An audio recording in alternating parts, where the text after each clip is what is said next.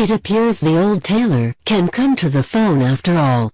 For anyone hoping for a more conventional Taylor Swift single from her forthcoming sixth album, Reputation.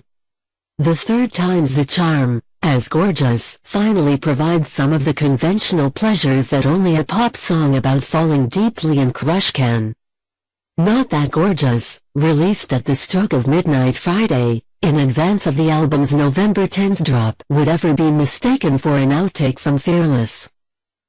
Producers Max Martin and Shellback have taken the track's musical bed in the same deep electro-throb direction of the two preceding singles released from the album, Look What You Made Me Do, and Ready for It?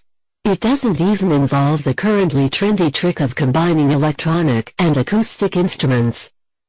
If you're looking for an organic element in the arrangement, you might have to settle for that split-second pause between the verse and chorus, when we get what sounds suspiciously like a triangle solo. But in lyric and spirit, Gorgeous is, essentially, Enchanted 2017. And the segment of her audience that wasn't entirely down with the paranoid turn of Look What You Made Me Do will be enchanted to meet the lighter side of Swift again.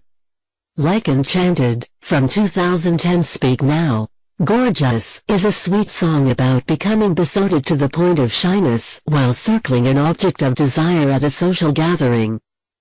The main difference between then and now is the references to these suddenly desires being influenced by being under the influence. You should take it as a compliment that I got drunk and made fun of the way you talk, is the opening line.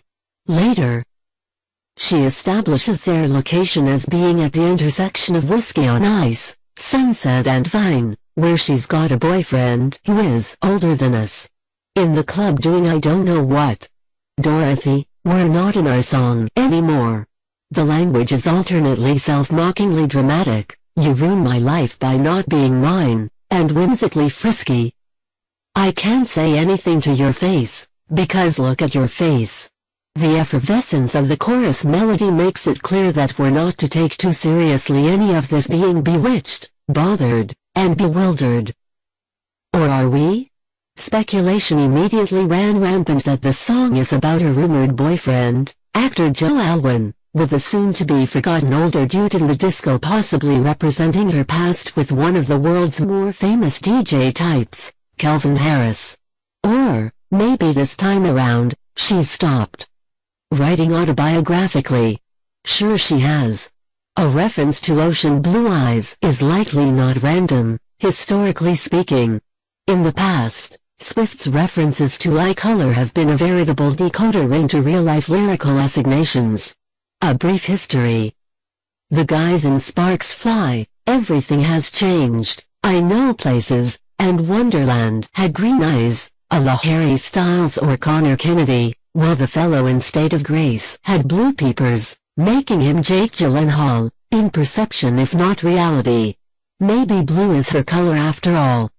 Apparently fans will have to wait another 3 weeks for the release of Reputation, an album so closely guarded her team doesn't even plan to reveal the remaining song titles in advance, to try to figure out if the would-be Swain in Gorgeous is, in fact, the guy who ultimately met the Cats.